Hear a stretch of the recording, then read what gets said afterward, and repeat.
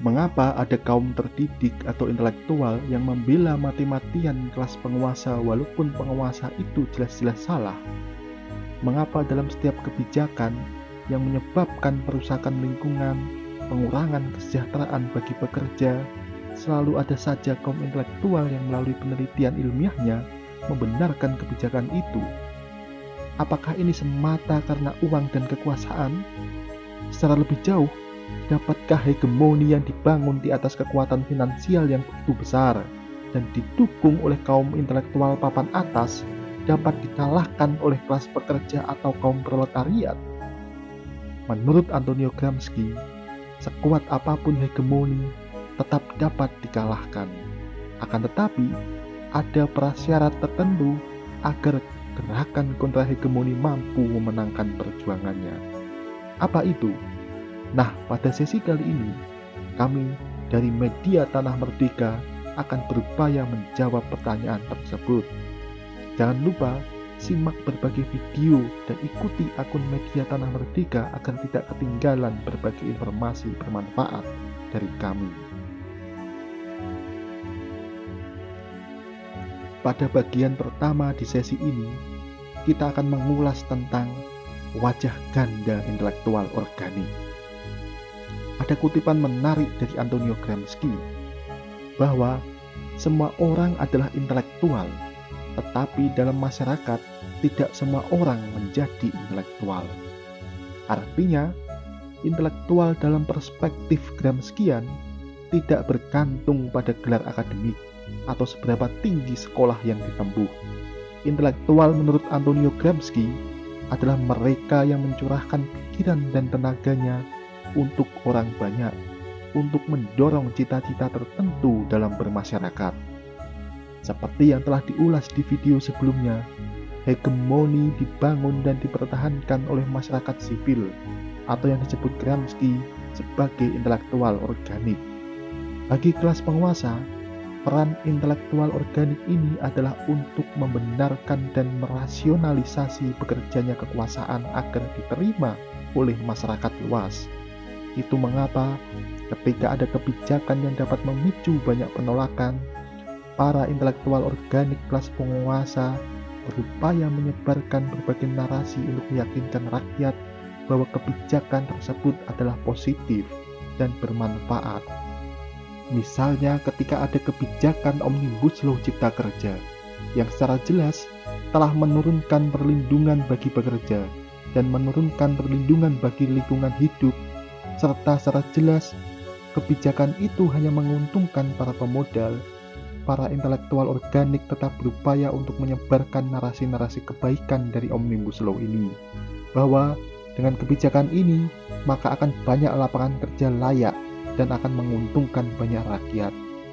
Narasi-narasi kebaikan ini dibalut dengan embel-embel hasil penelitian akademik dan disebarluaskan di media massa serta didengungkan dengan kencang oleh para buzzer penguasa. Jika kelas penguasa memiliki intelektual organik yang membela kepentingan mereka, kelas pekerja pun dapat memiliki intelektual organiknya sendiri untuk membela kepentingan kaum pekerja. Pada konteks ini, ada dua wajah intelektual organik yang saling berseberangan dan berkontestasi untuk memenangkan pertarungan di level wacana dan praktik kekuasaan. Berbeda dengan intelektual organik kelas penguasa yang mendapatkan banyak privilege dan kucuran pendanaan miliaran, intelektual organik kelas pekerja dalam menjalankan kerja-kerja politiknya tidak untuk menjadi kaya raya. Mereka bekerja berdasarkan pada kemanusiaan dan kepedulian terhadap kelestarian lingkungan yang selama ini terus dirusak oleh penguasa. Intelektual organik kelas pekerja adalah mereka yang mencurahkan tenaga, pikiran, dan waktunya untuk memperjuangkan keadilan dan kesejahteraan bagi kaum proletariat.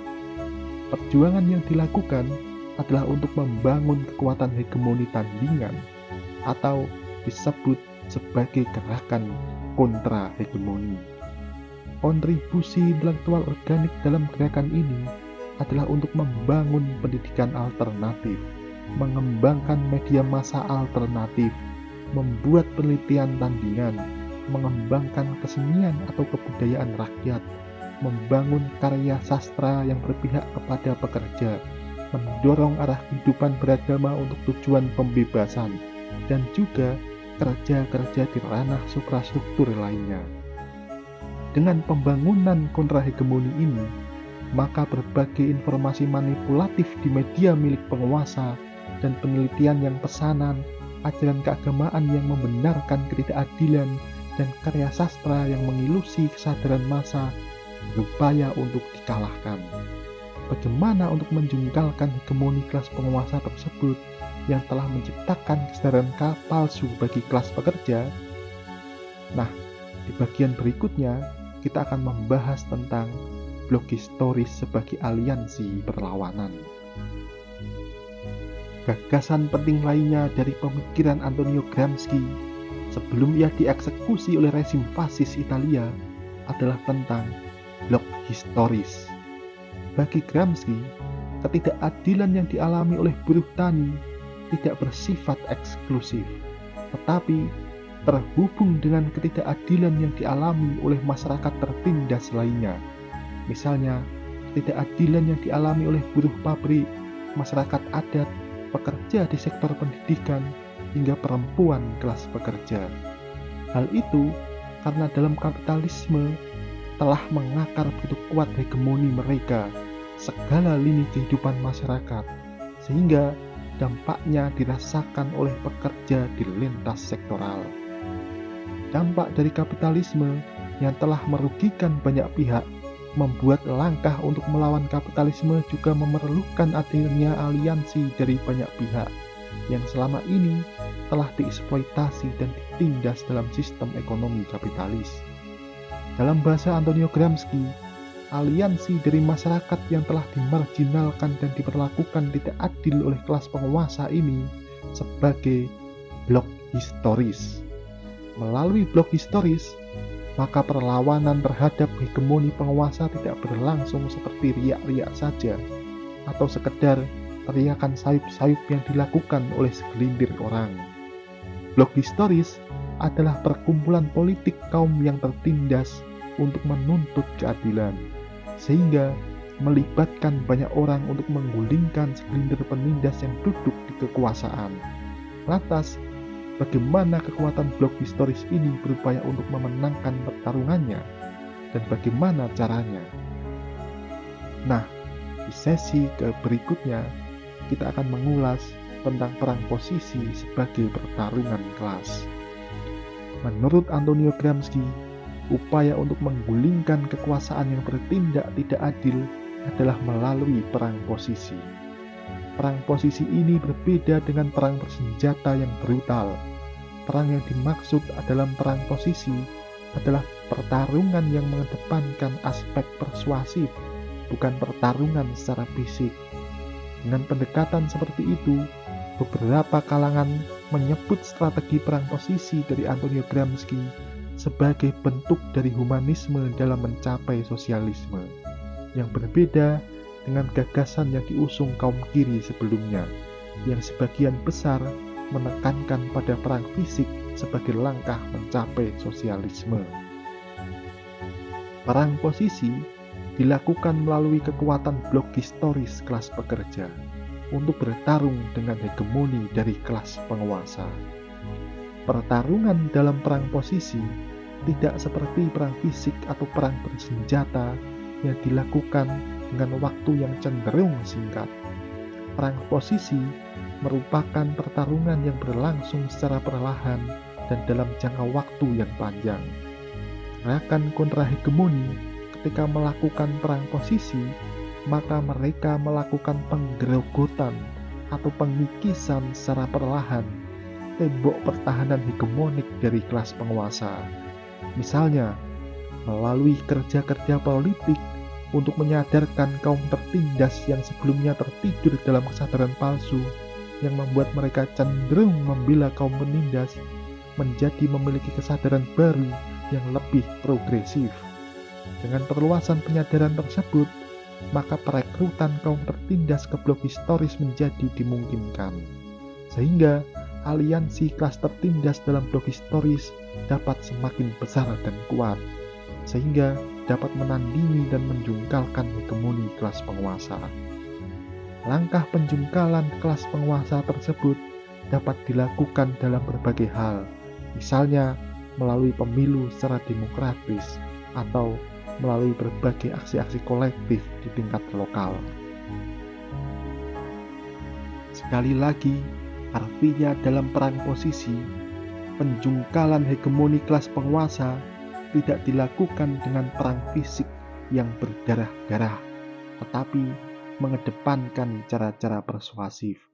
Perluasan penyadaran kelas tertindas agar bergabung dalam kekuatan kontra hegemoni ini dilakukan melalui berbagai langkah, baik melalui pendiskusian, pengorganisasian dengan turun ke pabrik-pabrik, penyebaran media alternatif yang dikelola kelas pekerja, hingga melalui ceramah keagamaan yang bersifat progresif tentang ketidakadilan yang dialami oleh pekerja yang dilakukan oleh pemodal.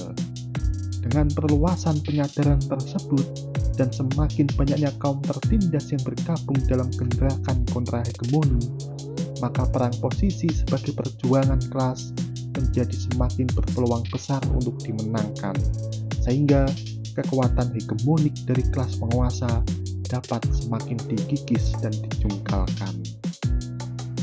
Sebagai penutup, secara ringkas, gagasan Antonio Gramsci tentang intelektual organik, blog historis, dan perang posisi seperti yang telah kami jelaskan pada sesi ini menunjukkan tentang bagaimana hegemoni dan pertarungan kelas itu berjalan.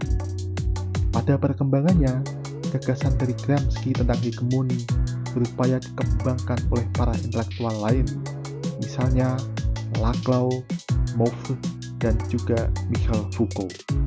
Namun, alih-alih membuat hegemoni menjadi semakin kritis, para intelektual tersebut justru terjebak pada revisionisme yang telah membuat hegemoni kehilangan roh utamanya. Mengapa demikian? Apa yang salah dengan gagasan dari Laclau hingga Foucault tentang hegemoni ini? Jawaban atas pertanyaan tersebut akan kami jelaskan di video yang berikutnya. Jika konten dari media Tanah Merdeka ini bermanfaat, kami dari Dewan Pekerja Media Tanah Merdeka tentu akan sangat senang jika kawan-kawan menyebarluaskan konten-konten kami ini. Oke, sampai jumpa di konten-konten berikutnya ya. Panjang umur perjuangan. Salam.